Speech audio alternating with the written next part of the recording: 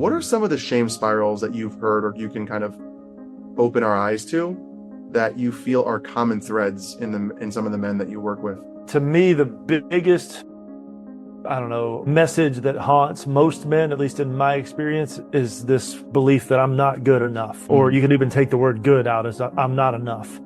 And that, whenever that happens for somebody, it just strikes at our ego so much, because I think men are created to be warriors and to fight for a purpose bigger than themselves.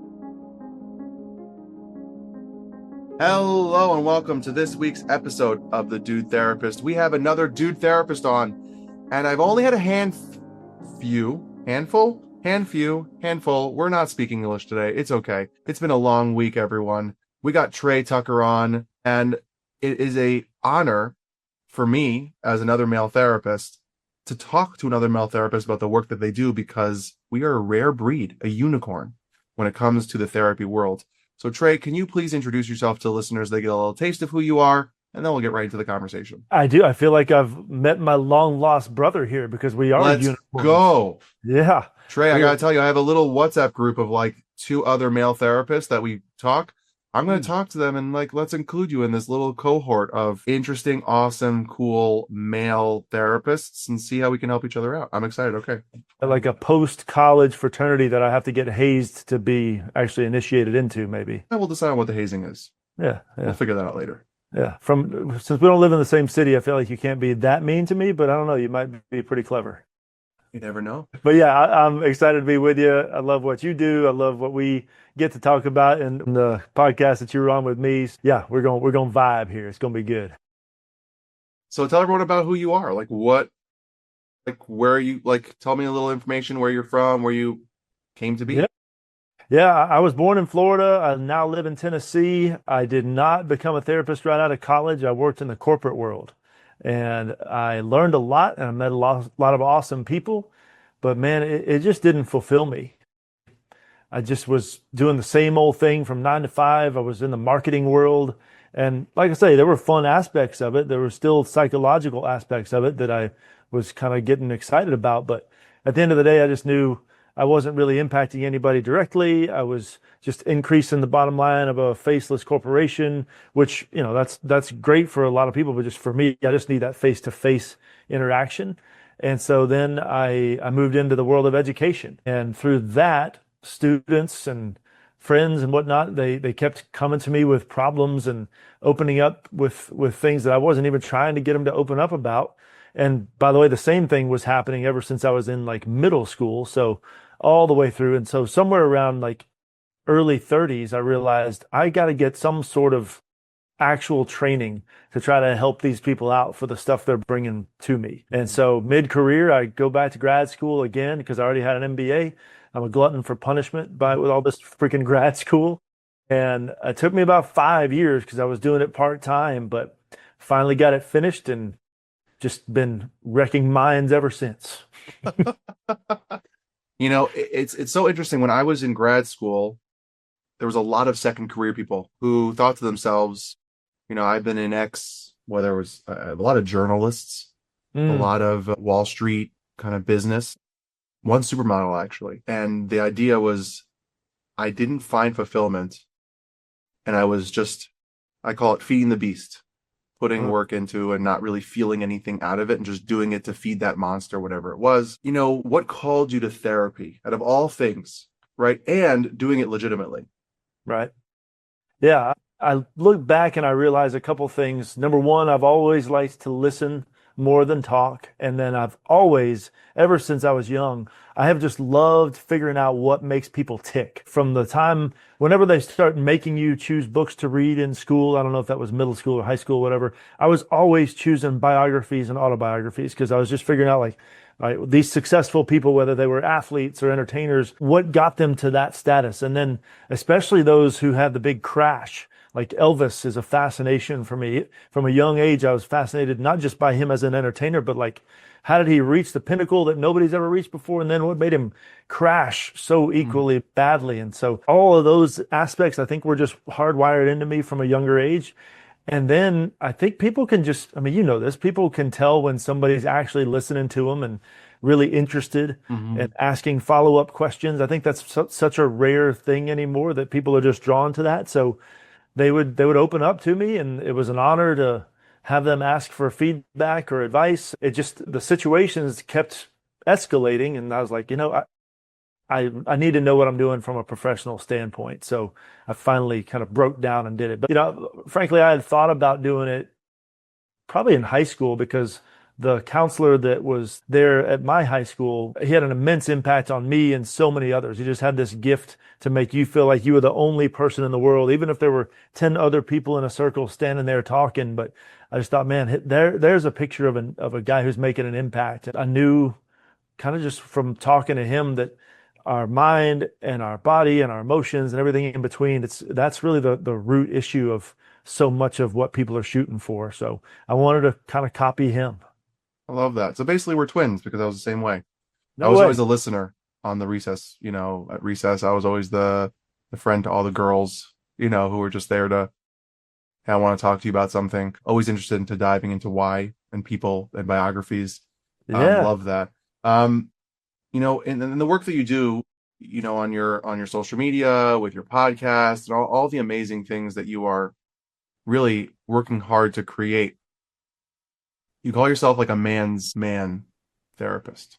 Guy's guy therapist. Guy's therapist. I feel like a man's man is an honor somebody else has to bestow upon me. I Ooh, I can't call love that. myself. So what makes a guy's therapist? I don't want to sound insensitive here, No, but I please go remember for it. I just remember looking around in grad school, and I'm sure you had the same experience. I'm like, so many, well, first of all, we're as men anyway in grad school for therapy, we're pretty much the minority. Minority doesn't even cover it. We're the unicorn, like you said.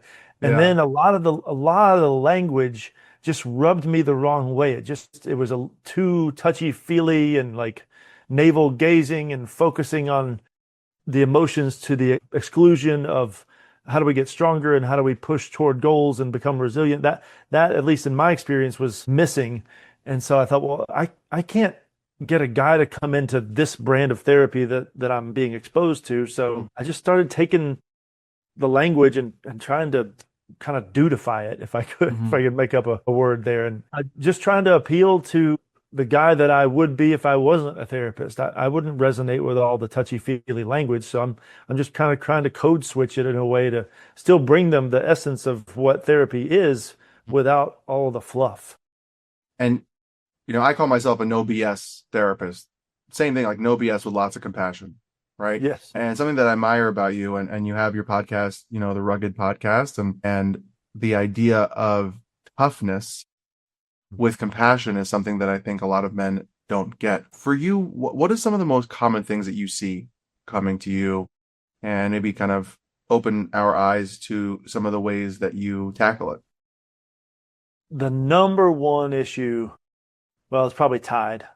Two of the number one issues. It's first is life transitions, and then the second one is anxiety. And life transitions I see that the most in guys in their 20s, and that's why I make so much of my content for guys, and especially guys in those 20s and early 30s range, is because there's so many changes that happen in your 20s. Like if you went to college around age 22, you're graduating, so everything's changing.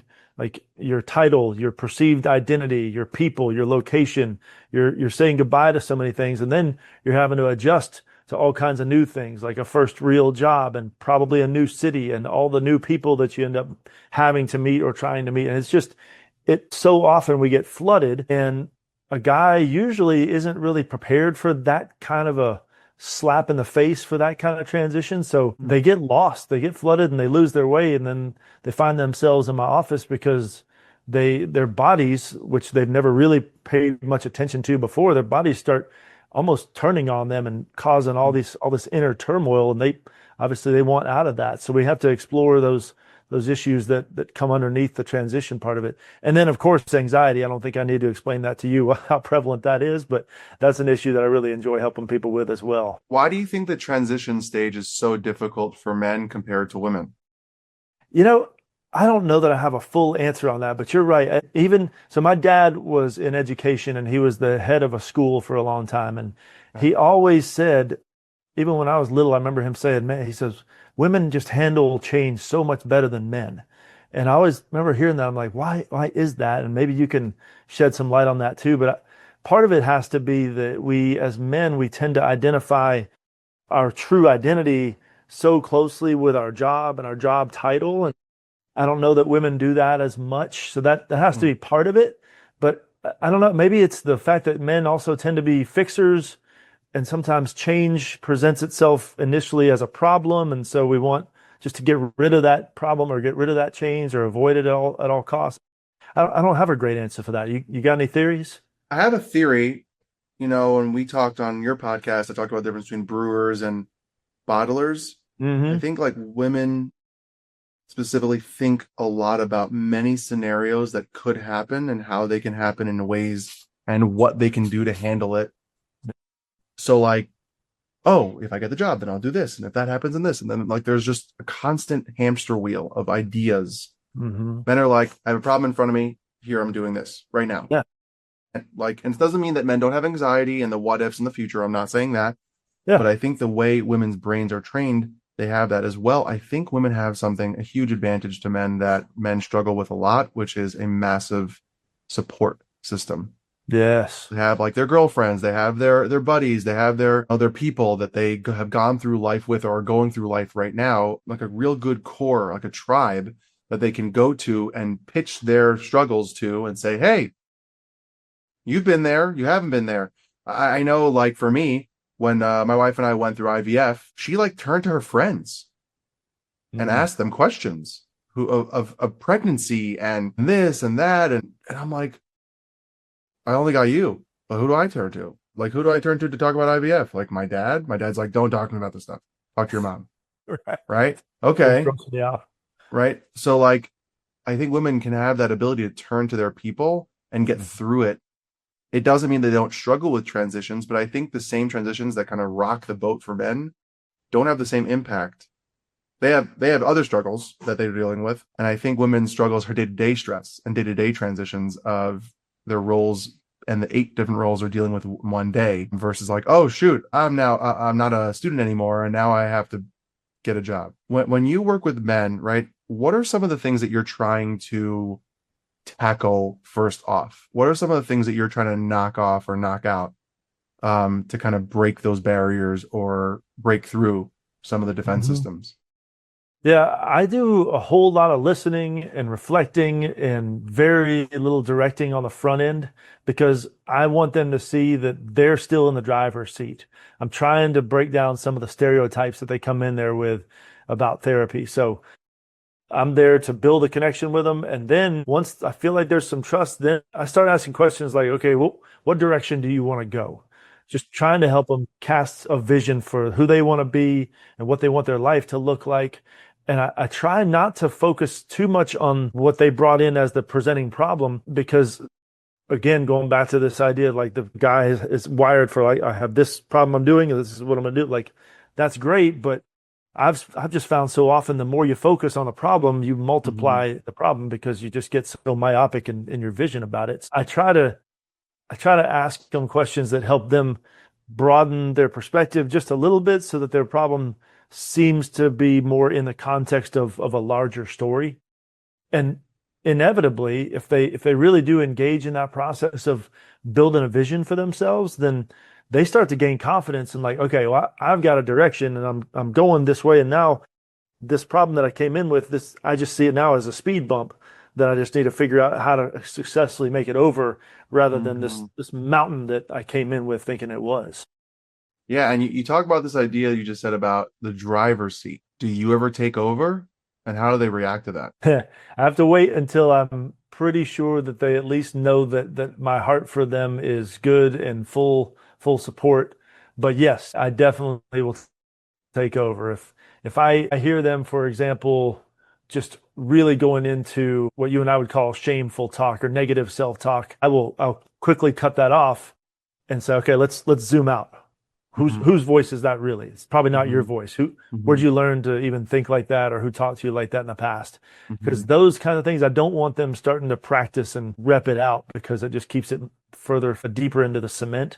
So yeah, Hmm. in those kinds of things, if they're deepening harmful beliefs, then yeah, that'll take over. But first, I take the question approach, and then obviously, if that doesn't work, I'll go ahead and grab that steering wheel. Yeah. And when we were talking, I told you that I had, I don't know if I told you this or not, or a conversation I had the same day, but the idea that I was working with a guy once and he said, I wish I had you in my life when I was younger. Yeah. Right. And it's such a nice thing to hear. What are some things that you feel a lot of men would benefit to know or understand a little earlier on before they get to us? Yeah. Man, that's a good question. I think I always start with the simplest thing. I wish more of us would just take at least 60 seconds of silence every day. And then, of course, build it from there if you can, but just let your freaking brain rest and just see how you feel.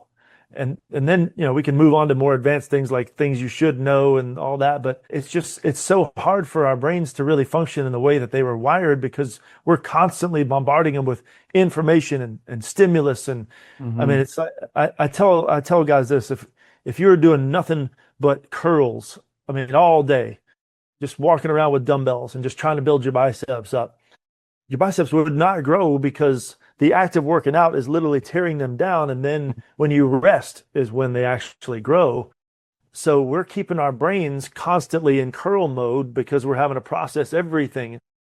Let your brain be bored, whether you're driving or standing in line or something. Just allow your brain to just like take a freaking breath, and it will be your friend for that. There's a part of your brain that'll rebel against that boredom and that Yeah. silence because it's uncomfortable, but the deeper parts of your brain will be like, thank you. It's like giving them water in the desert. So that's where I would start before I went anywhere else. What do you think about that, though? No, I love that. I think I think the hardest thing though for a lot of men is to sit in that space. Yep. I mean, to even suggest to stop moving and Yeah. stop doing is such a difficult ask for so many people. Yeah. And I'm not saying it's not impossible. It is just like, It's tough. what do you mean I have to stop? I want to talk to the parents listening right now. If you love your partner but feel like after kids, everything got harder, it's not your fault. It's actually pretty normal. I wrote a book from I do to we do because couples don't get warned about the resentment, the invisible workload, the fights that escalate way too fast, and the disconnect that sneaks in.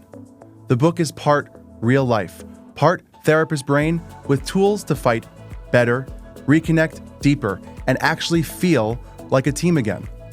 Because parenting should feel like us versus the chaos, not me versus you. From I Do to We Do is available now. Order at eliweinsteinlcsw.com. For you, when it comes to like the stopping and pausing, that's really important, and it's a really powerful tool for anyone. And why do you think men haven't been taught that, or why do you think that it is such a difficult thing for people to do? This one, I don't know if it's just a man thing. I think it's more of a cultural thing because it's all instant gratification and screens in front of us all the time and Yeah. fast paced.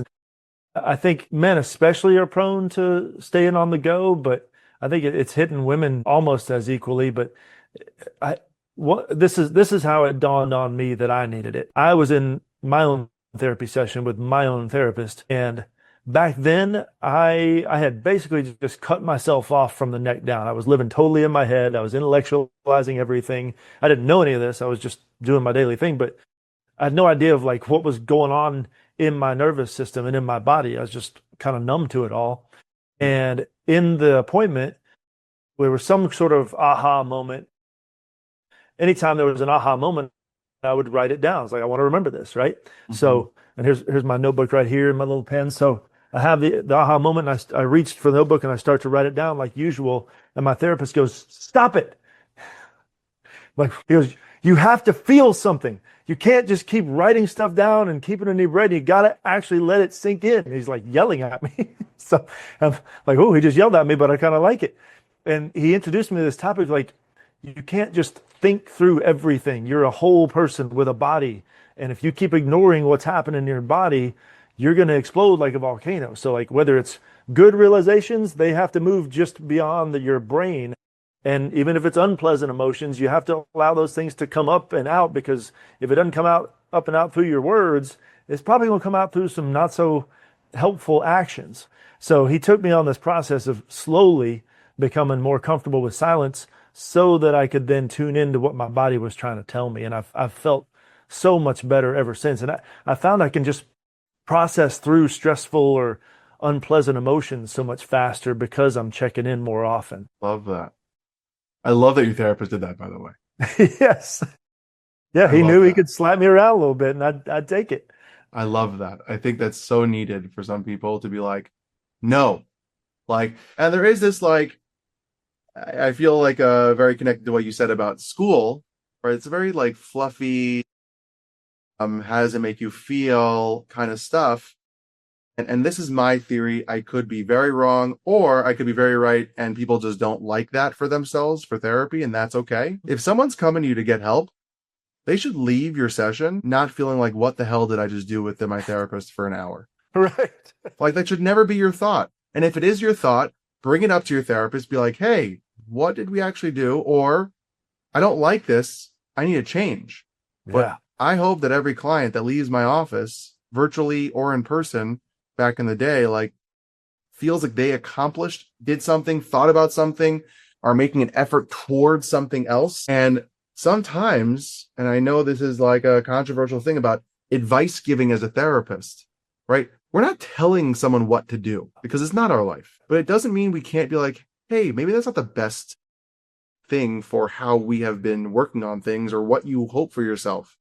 Yeah. Or are you sure this is the way you should be living your life? Like, maybe you shouldn't do that.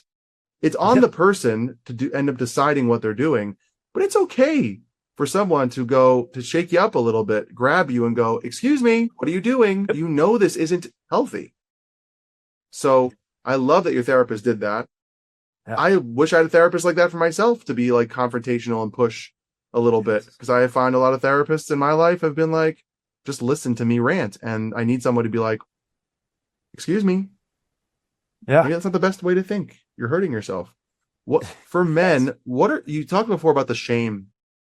What are Mhm. some of the shame spirals that you've heard or you can kind of open our eyes to that you feel are common threads in some of the men that you work with? To me, the biggest, I don't know, message that haunts most men, at least in my experience, is this belief that I'm not good enough. Or Mm, you could even take the word good out as I'm not enough. And that, whenever that happens for somebody, it just strikes at our ego so much, because I think men are created to be warriors and to fight for a purpose bigger than themselves and to mhm, solve the problems along the way that are going to win that battle.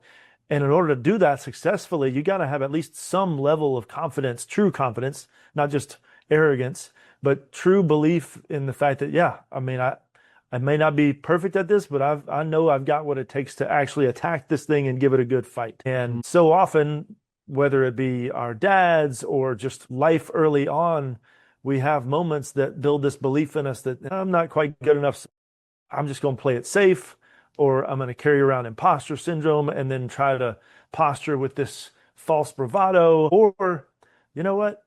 Screw this. I'm gonna just basically numb out and step aside, and that can look like video games or substance or even something as innocuous as just like I'm gonna stay over here in this corner where I know I'm good at this thing, whether it's my job or my hobby, and I'm never gonna venture out. But to me, it all always comes back to that. For whatever reason, I feel like I'm not good enough, and therefore that's the biggest roadblock, at least in my experience. yeah, and it's so sad to me because I 100% agree with you that that is like, I know I feel that way. I know a lot of men feel that way, and I wonder if, and I, in my book, and I can't wait to ask you about your book. I wrote a chapter on fatherhood and dads, from dudes to dads. I call the chapter, Yes, and sir. I start off, after editing it now isn't the start, but I started off with, this is Sparta, that scene, Ooh, right? yeah. And the idea that for generations and generations, men were put through tests or challenges, if you want to call it that, to prove to themselves that they can. Yeah. whether it was in the, the wilderness, whether it was, different cultures have different ways of pushing a boy into Hmm. manhood. Yeah. And we don't have that anymore. Yeah. What is So it now? Driver's license? And that's the yeah, only thing I and think of. that's anyone and anything. And a lot of times you mess up and you still get your license. And to me, I know for me, the test was fatherhood, was like that test of throwing into like that wilderness and learning. And I think that is a huge part of why a lot of men don't feel enough because they have never been tested or pushed in a Yes. way that proves to themselves that they can figure it out. And the Yes. men that have been tested earlier on, and you can call that resilience.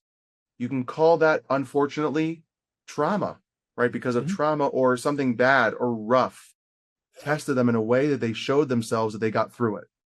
And a Yes. lot of men and a lot of people do not get pushed to a limit where they're safe and okay, but they realized, I got this. And it doesn't mean Yeah. that that fear goes away, that you're not enough, of course, but there's a layer of strength that comes through that I don't think a lot of people have anymore because we don't have that opportunity. Society's not built that way. I agree. I agree. We have to have something to push against when we get knocked down. Because if we don't have something to push against when we try to get back up, we just never get up. And so I'm with you. We got to have testing early on enough in life to where we do still have that Mhm. safety of a parent or a support structure to show us how to push through the hard challenge and help us think the right way and figure it out before we get into the adult years. Because then without that, we got nothing to push against in the adult years when we do fall down. So I don't know what we can do. I mean, honestly, part of me wishes we did what the Israeli army does, or I just was just going to say that. Trey, yes, I was literally going to just say that. yes. Go for it. I mean, this is all theories. I don't know No, how to no, support no. them, It's not theory. It's proven. I but have a whole proof why. okay, so I think if we forced everybody to serve, and not necessarily in the military, but if we forced everybody to serve for at least a year, maybe two, then at least we knock out some of the selfishness. That could be number one. But then number two is we start to see how fulfilling it is to live for something bigger than ourselves and then see that we can make it through hard things and show ourselves to be able and strong enough and to build that strength. However, I wonder, at least in this country, would there be so many people who would whine and complain about it for whatever political reason that we'd end up with the stronger ones ended up serving and then the weaker ones opted out. And so we keep getting more of an extreme Hmm. polarity. I mean, we saw it happen in the Vietnam War. That's true. Like we literally saw it happen in the Vietnam War. There were rallies and protests to fight against the government. The government can't tell me what to do. And there is a beauty to that freedom of speech and, pushing back on just because the government tells you to do something doesn't mean it's always the right thing and Right. correct. Right. Because, even if you voted them in or whatever it is, and we're not here to get super political about all the different things, but the government isn't always right. So there is a beauty to that freedom to say, hey, no. As someone who lived in Israel for 2 years, I was going to go to the Israeli army Wow. because, as an Orthodox Jewish guy, it is, I believe, an ancestral part of my upbringing and my life and my home. Not here to get political about what's going on right now. If you want to comment on that, please message me. I can talk to you about it. Please don't give me any hate because it's just a conversation. Relax. And I was going to go to the army with one of my best friends. And I didn't because I have Crohn's, and they said you would be something called a jobnik, which means you sit behind a desk. And I was like, no, I want to be, front lines. Let's go for it. What I didn't realize is that jobniks can do many things. I didn't know that. I Huh. was like very misguided, but I would have been in the army for a year and a half, 2 years, like 18 months. I saw my friend go through basic training. Now we are the same age, grew up in the same town, best friends since second grade, went to the same schools, and I saw a maturity after 2 months of basic training. First of all, he lost weight, was carrying an M18 with a grenade launcher on it around. But I saw a difference in him 2 months of Just being 2 months. pushed to limits of physical, emotional, and psychological in a safe environment. Right? Hmm. He wasn't on the front lines yet. He wasn't doing anything. He was on basic training and on a camp with people who've been there at the age of 18. So you now have knocked out all the whining, all the complaining, all the immaturity that should exist in an 18-year-old. And now you realize that life is more than just what you want and your needs. and you've taught yourself that you can. Just that line, you can. Yes. You might not be able to do everything, but it teaches you that you can, and you can figure it out with a team of people, with the right cohort, with the right skills of XYZ person, and figure out a problem together and succeed. Mm. And I remember, and yeah, people disagree with what Israel does with the 18 and you don't have to serve. You can sit by a desk, you can be in intelligence, you can go and study abroad and do other things and help other countries, and you can be an EMT, and you can do a million things. You do not have to be army. You can have many options. And I do find that the vibe of Israelis, when it comes to business, when it comes to people, they are driven fighters. They don't stop. And an Israeli when you meet one. They have a vibe about them that's like, I've been through stuff that you don't understand, and that's okay. But your answer of no is not going to work for me because I know I'm going to figure it out. So you might tell me no, but I'll still figure it out, and I'll find some way, and I'll find a buddy who can help me. You can say no all you want. I don't need you. I came to you first. I'm asking you for help. You can say no, but I'm going to get this done. Wow. And it's this no BS, a little arrogance, I'll say, because they've been through stuff that you just don't know, and they've gotten through all that crap. They've deleted it out of their system. And they know that not to be crass, they know they can kill people. They know how to take care of themselves. They know what to do when they're in a foxhole.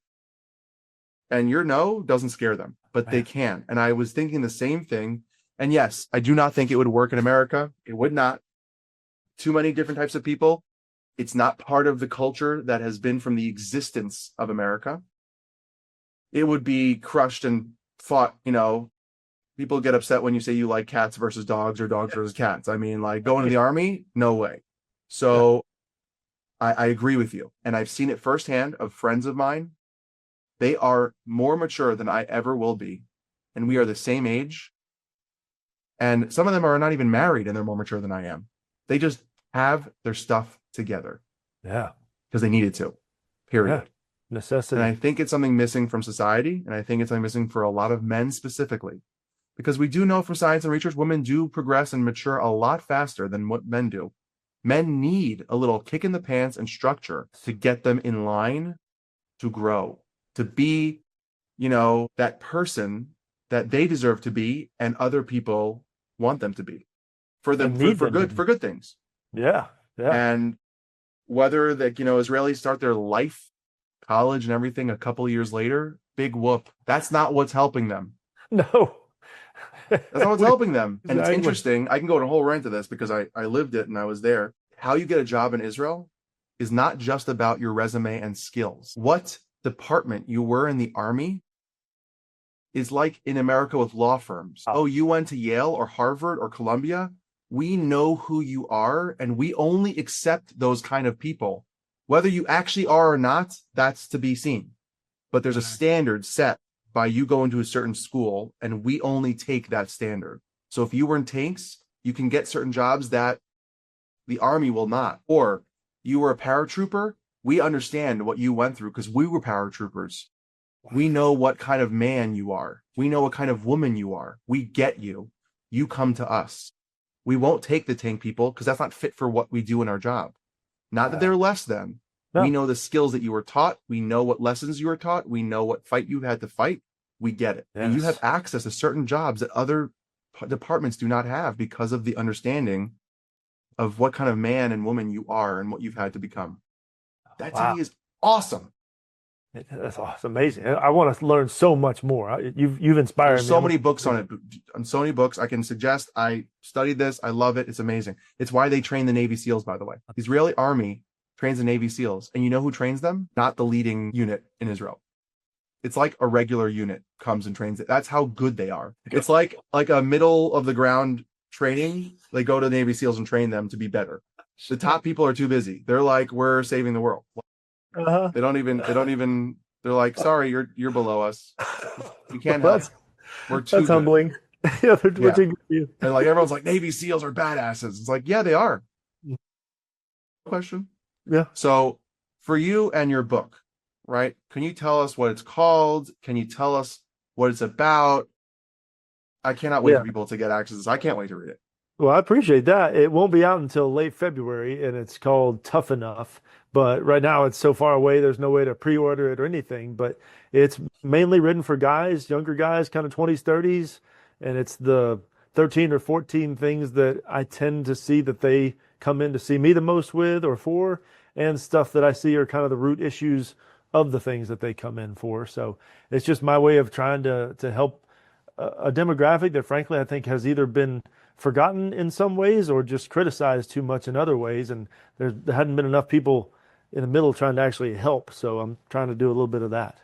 Amazing. Where can people find more information about you? Where can they get access to you? Where can they hear more things that you're doing? Yeah, I appreciate that. It's rugged counseling on every platform, YouTube, all the others. There's a podcast on there that I have not been doing it nearly as long as you have, so I'm still a rookie trying to sit at people like your feet and try to get better. But yeah, those are the ways, and so you can see this ugly mug and all the different social media platforms. I don't mind staring. It's okay. It's a good mug. It's a good mug to look at. Thank you so much for being on the show, Trey. I really appreciate you. You're awesome, brother. Thanks for being you. Follow now on Apple Podcasts, Spotify, and finally, see me on YouTube.